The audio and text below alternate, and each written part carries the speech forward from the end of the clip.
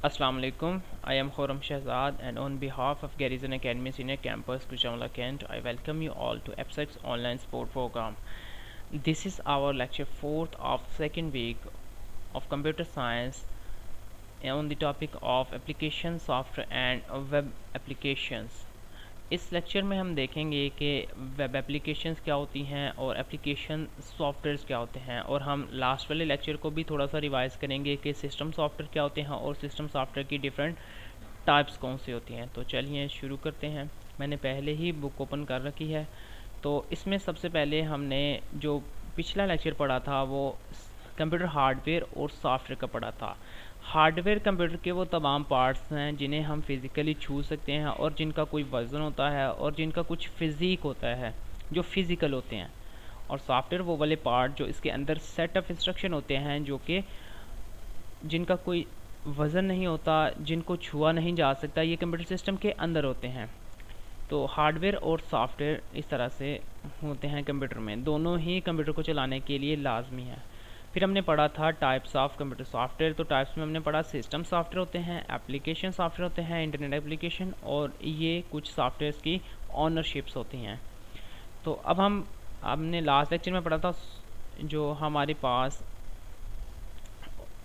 System software कौन से होते हैं। सिस्टम सॉफ्टवेयर वो तमाम सॉफ्टवेयर होते हैं जो हमारे कंप्यूटर को कंट्रोल करवाते हैं और कोऑर्डिनेट करवाते हैं तमाम कंप्यूटर की एक्टिविटीज़ को करने में। जैसा कि हमारे पास इसमें ऑपरेटिंग सिस्टम थे, जैसे हमारी विंडोज़ 7, विंडोज़ 10, ये कंप्यूटर को चलाने में और इसे यूज़ करने में हेल्प करवाती है। फिर डिवाइस ड्राइवर्स असल में किसी हार्डवेयर को चलाने के लिए यूज़ होते हैं। जैसे प्रिंटर का ड्राइवर होता है, जैसे आपके गेमिंग कार्ड का ड्राइवर होता है, आपकी डिस्प्ले का ड्राइवर होता है। इसी तरह से सारे जो डिवाइस ड्राइवर हैं वो आपके हार्डवेयर को चलाने में यूज़ होते हैं। उसके बाद यूटिलिटी सॉफ्टवेयर हमने पढ़ा था। यूटिलिटी सॉफ्टवेयर वो तमाम सॉफ्टवेयर जो हमें कुछ यूटिलिटीज़ प्रोवाइड करते हैं। जैसे हमारे कंप्यूटर के अंदर एक कैलकुलेटर का सॉफ्टवेयर होता है जो हमें कैलकुलेशंस प्रोवाइड करता है, जो हमारी छोटी मोटी कैलकुलेशंस को करवाने में हेल्पफुल करता है। इसी तरह हमारे कंप्यूटर में कैलेंडर का सॉफ्टवेयर, यानी वो तमाम सॉफ्टवेयर जो हमें थोड़ा बहुत फ़ायदा पहुंचाते हैं उन्हें यूटिलिटी सॉफ्टवेयर कहते हैं। फिर कुछ लैंग्वेज ट्रांसलेटर्स या लैंग्वेज प्रोसेसर, यानी कि जो एक कंप्यूटर की लैंग्वेज को दूसरी लैंग्वेज में कन्वर्ट करते हैं। जैसे हमारे पास डेव C++ का सॉफ्टवेयर था जो हमारी हाई लेवल लैंग्वेज को कंप्यूटर में ट्रांसलेट करके हमें प्रोग्रामिंग की सहूलत प्रोवाइड करता था। तो चलिए आज का सॉफ्टवेयर हम शुरू करते हैं। आज का हमारा टॉपिक है एप्लीकेशन सॉफ्टवेयर।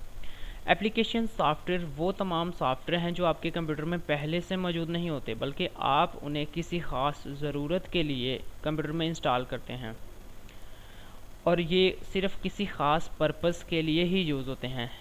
एप्लीकेशन सॉफ्टवेयर, अब हम इसको पढ़ते हैं। Application software is a set of program design to perform a specific task, यानी ऐसे तमाम सॉफ्टवेयर जो किसी एक ख़ास काम को करने के लिए ही बनाए जाते हैं। जैसे आपका गूगल क्रोम का सॉफ्टवेयर वो एक एप्लीकेशन सॉफ्टवेयर है। सबसे पहले तो आप देखें तो गूगल क्रोम का सॉफ्टवेयर पहले से कंप्यूटर में मौजूद नहीं होता, बल्कि आपको इंस्टॉल करना पड़ता है। और ये सिर्फ स्पेसिफिक काम कौन सा करता है, ये इंटरनेट को व्यू करवाने में, इंटरनेट को ओपन करने में, ब्राउज़ करने में, डाउनलोडिंग में यूज़ होता है। तो एप्लीकेशन सॉफ्टवेयर ऐसे तमाम सॉफ्टवेयर जो सिर्फ किसी ख़ास पर्पस के लिए ही यूज़ होते हैं। अगर आपने वो काम करना है तो आप इन्हें इंस्टॉल करेंगे, नहीं तो आप इसे इंस्टॉल नहीं करेंगे। For example application software for payroll processing system produce pay slip, यानी कि जो हमने पे रोल का सॉफ्टवेयर, पे रोल कहते हैं ऐसा डिपार्टमेंट किसी कंपनी का जो सैलरीज वगैरह डिस्ट्रीब्यूट करता है। तो पे रोल के लिए एक सॉफ्टवेयर भी होता है जो ऑटोमेटिकली सारे एम्प्लॉयज़ की सैलरीज़ को उनके अकाउंट्स में ट्रांसफ़र कर देता है और उनकी स्लिप्स वगैरह बना के उनका प्रिंट आउट लेने में हेल्प करता है। तो इस सॉफ्टवेयर में क्या है कि पेरोल, अगर आपके पास कोई कंपनी है या आपके पास कोई बिज़नेस है जहाँ से आपने सैलरी वगैरह डिस्ट्रीब्यूट करनी है, तो तभी आप पेरोल का सॉफ्टवेयर इंस्टॉल करेंगे। अगर आपके पास पेरोल का डिपार्टमेंट नहीं है, आप पेरोल का काम नहीं कर रहे, आपके पास एम्प्लॉयज़ काम नहीं कर रहे, तो आप कभी भी ये सॉफ्टवेयर यूज़ नहीं करेंगे।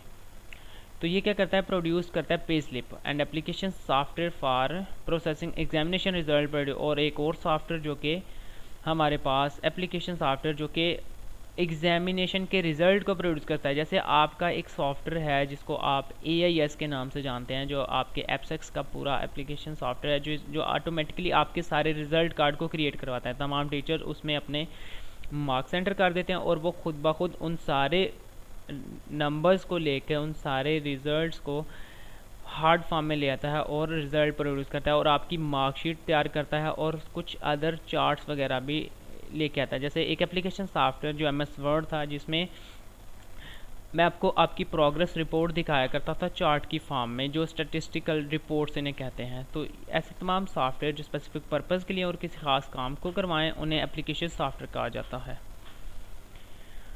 इसमें कुछ टाइप्स हैं। Some example of application software और प्रोडक्टिविटी सॉफ्टवेयर, ऐसे सॉफ्टवेयर जो आपकी प्रोडक्टिविटी, आपके काम करने की सलाहियत में इजाफा करें। और फिर कुछ बिजनेस सॉफ्टवेयर, ऐसे सॉफ्टवेयर जो कि बिज़नेस को चलाने में हेल्पफुल हों, इनके बगैर बिज़नेस रन ना हो सकता हो।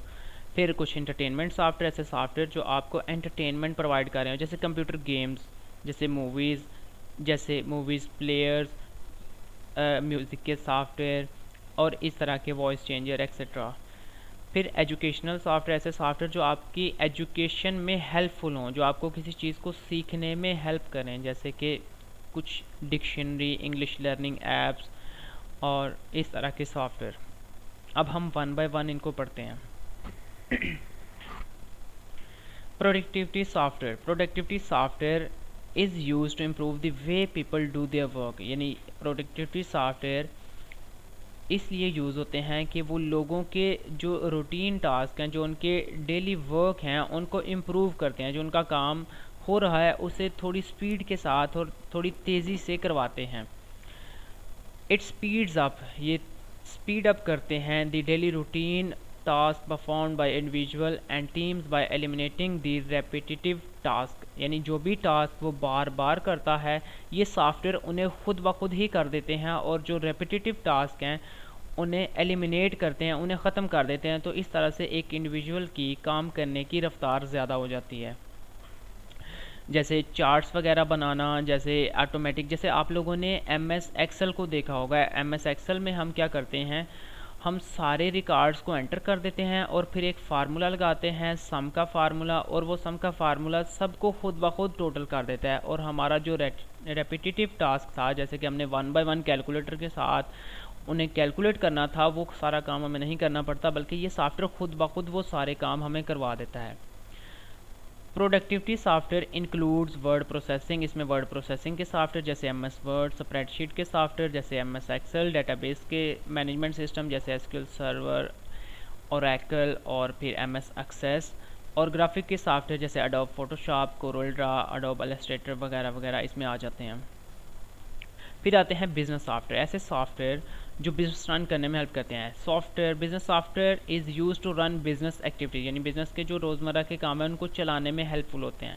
It helps in efficiently running business, यानी कि वो बिजनेस को अच्छे तरीके से चलाने में हेल्पफुल होते हैं।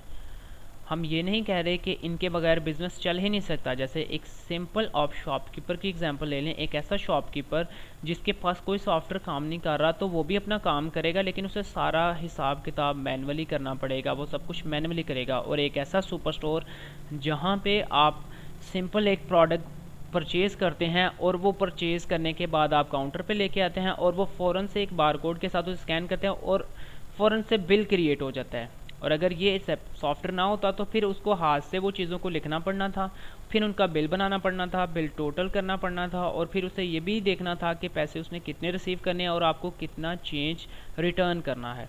तो ये सारे के सारे काम उस सॉफ्टवेयर ने एक ही बार में 2-3 सेकंड में करवा ली। उसने सिर्फ बारकोड के सामने लेके आया और उसने उसका प्राइस और उसका बिल वगैरह खुद ही क्रिएट कर दिया। तो ऐसे तमाम सॉफ्टवेयर जो बिज़नेस को बहुत अच्छे तरीके से एफिशिएंटली, बहुत तेज़ी से चलाने में हेल्पफुल होते हैं, उन्हें हम क्या कहते हैं, बिजनेस सॉफ्टवेयर।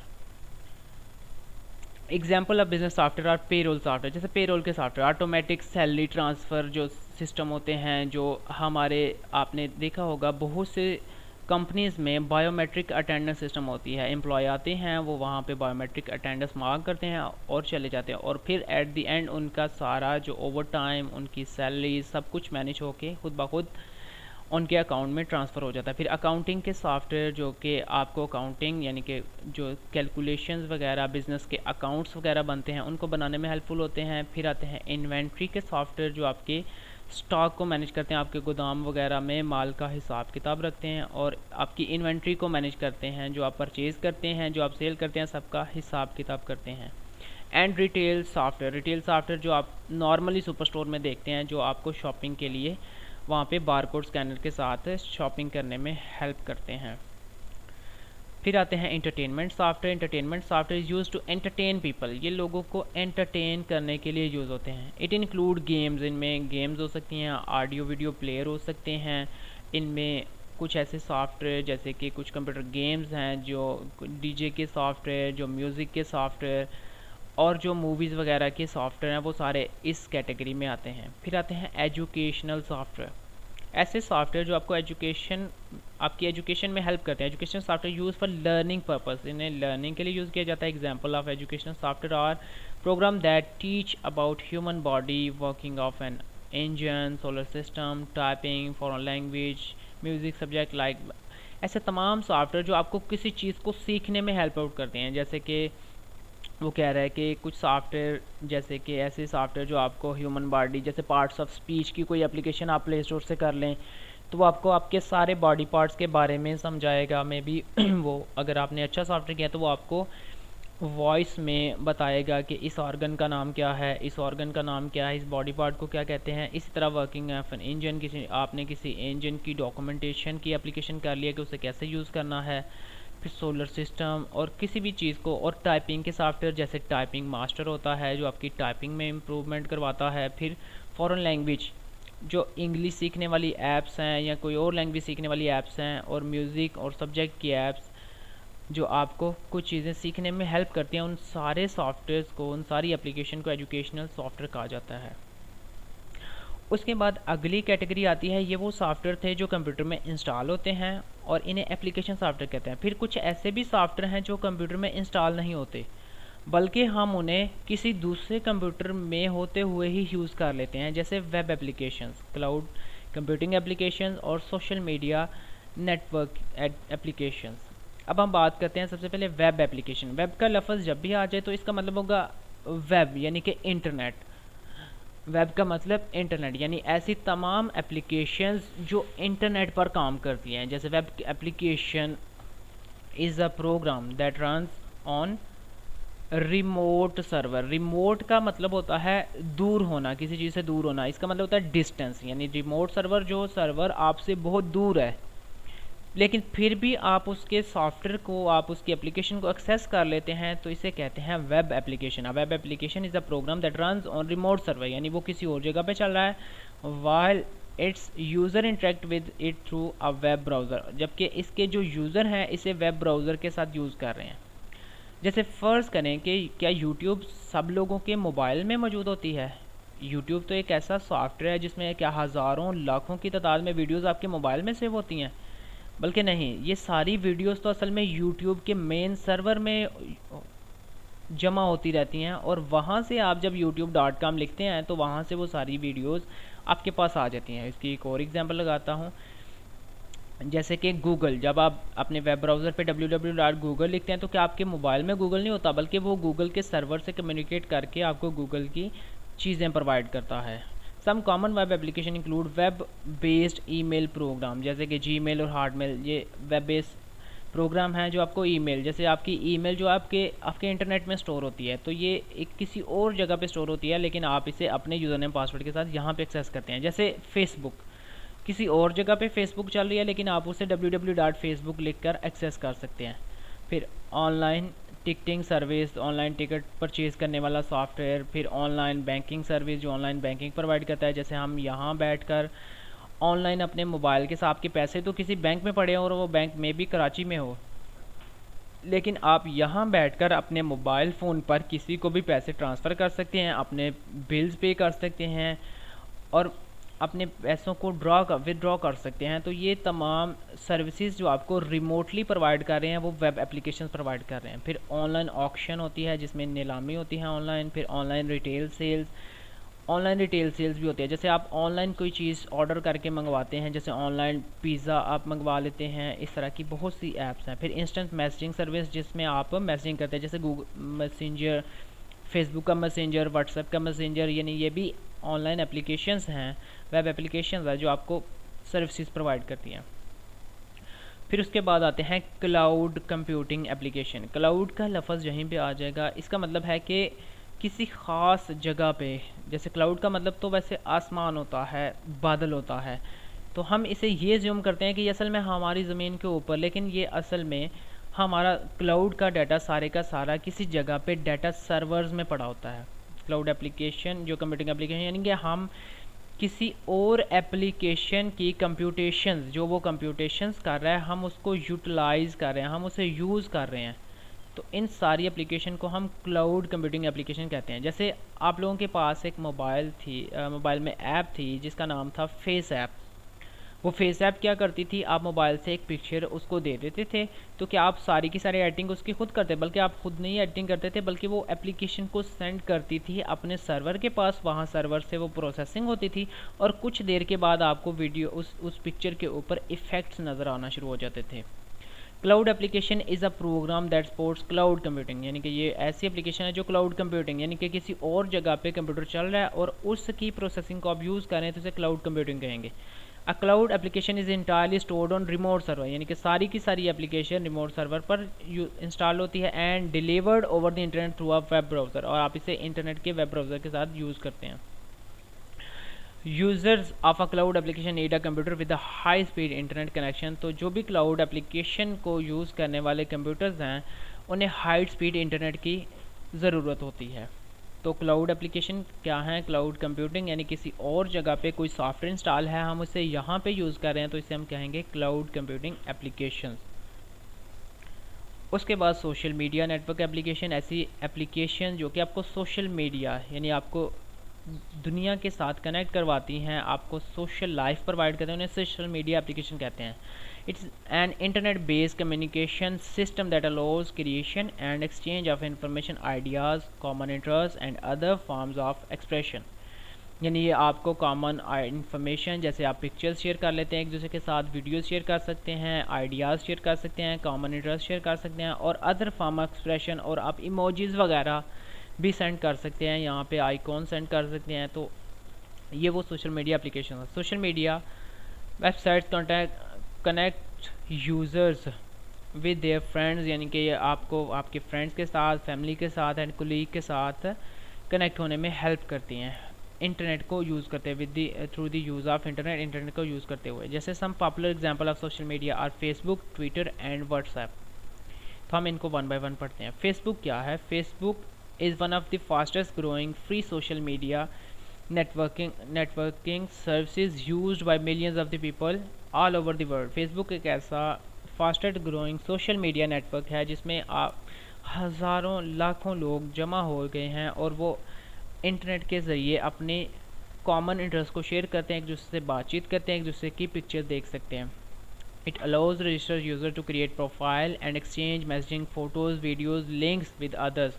तो ये क्या करता है, अपने रजिस्टर्ड यूज़र ऐसे यूज़र जिन्होंने फेसबुक पर अपना अकाउंट बनाया हुआ है और वो लॉगिन करके लोगों के साथ मैसेजिंग कर सकते हैं, फ़ोटोज़, वीडियोज़ और लिंक्स वगैरह शेयर कर सकते हैं। It helps users to stay updated with the what is happening around the world, और ये इस चीज़ में हेल्प आउट करते हैं कि दुनिया में क्या हो रहा है। जैसे कोई भी हादसा हो जाता है तो उसकी खबर फेसबुक पे लग जाती है और जितने भी लोग उसको देखेंगे तो वो उस चीज़ से अवेयर हो जाएंगे। जिस कुछ फ्रॉड्स हुए हैं, कुछ क्राइम्स हुए हैं, जो भी काम हो रहा है, जो भी डिसीजंस होते हैं, वो सारे के सारे फेसबुक पर शेयर हो जाते हैं और सभी लोग उसको देख सकते हैं। It provide a platform by which users can create groups and pages based on their common interest and share views and ideas, और लोग अपने ज़ाती ग्रुप्स भी बना लेते हैं जिसमें एक तरह के लोग, जैसे बहुत से ऐसे लोग जो 10th क्लास में पढ़ रहे हैं उन्होंने अपना एक ग्रुप बनाया होगा 10th क्लास का ग्रुप। इसी तरह जो भी लोग अपने कॉमन इंटरेस्ट में, जैसे कुछ सॉफ्टवेयर इंजीनियर्स हैं, उन्होंने अपना ग्रुप बनाया होगा जिसमें वो अपने बातचीत करेंगे, क्योंकि बाकी लोगों को सॉफ्टवेयर इंजीनियरिंग की समझ नहीं आएगी तो वो आपस में ही सिर्फ कम्युनिकेट करेंगे उसी ग्रुप में।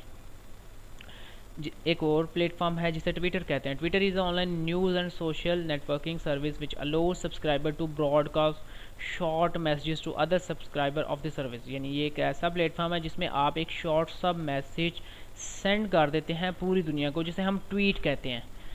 The short message known as tweets are restricted to 140 characters. तो ये क्या है कि ये 140 कैरेक्टर का हो सकता है, एक छोटा सा मैसेज होता है जो 140 कैरेक्टर में आप इसे ट्वीट कर देते हैं तो सारी दुनिया इसे देख सकती है। जैसे बहुत से ट्वीट्स आप देख सकते हैं, इमरान खान के ट्वीट्स होते हैं, इसी तरह हमारे जो प्राइम मिनिस्टर्स हैं, जो हमारे टेक्नोलॉजी के मिनिस्टर्स हैं, वो सारे अपने ट्वीट्स करते हैं तो सारी दुनिया उन्हें देख सकती है। It is free to join service, ये फ्री सर्विस है। It is totally efficient, it is totally different from email and more like a news broadcast. ये ईमेल से डिफरेंट है और ये ब्रॉडकास्ट का मतलब पूरी दुनिया में किसी चीज़ को नशर कर देना, पूरी दुनिया में किसी चीज़ को डिलीवर कर देना। तो ये एक ब्रॉडकास्टिंग मीडिया नेटवर्क है। कहते हैं users of Twitter service type short statement about what is going on in their life, what they are doing and what their thoughts and opinions are on specific topics और current affair. तो user क्या है, अपनी feelings, अपने ज़िंदगी के हालात और अपने कोई भी आइडियाज़ उनको ब्रॉडकास्ट कर सकते हैं पूरी दुनिया में। People all over the world are continuously broadcasting tweets which can be viewed by anyone. तो बहुत से लोग जो फेमस हैं वो अपनी ट्वीट्स आए दिन भेजते रहते हैं और हम उनकी ट्वीट्स को रीड आउट करते रहते हैं जो भी इसमें रजिस्टर्ड होता है। और उसके बाद आता है WhatsApp is a free instant messaging service. ये इंस्टेंट मैसेजिंग सर्विस है for smartphone user to exchange text, photos, videos and audio message through the internet. तो व्हाट्सएप एक ऐसा मीडिया है जो अपने यूज़र्स को, जिस भी बंदे ने व्हाट्सएप को इंस्टॉल किया है, वो लोगों को टेक्स्ट कर सकता है, फ़ोटोज़ ट्रांसफ़र कर सकता है, वीडियोस, ऑडियो मैसेज और इवन के इसमें अब सारी किस्म की चीज़ें ट्रांसफ़र हो सकती हैं। जब ये पहले बनी थी तो सिर्फ कुछ ही जैसे फ़ोटोज़, वीडियो हो सकती है। अब इसमें हर चीज़ जैसे कि वर्ड की फ़ाइल्स, प्रोग्राम की फ़ाइल्स, ज़िप फाइल्स, कोई भी किसी भी किस्म की फ़ाइल भी ट्रांसफ़र हो सकती है।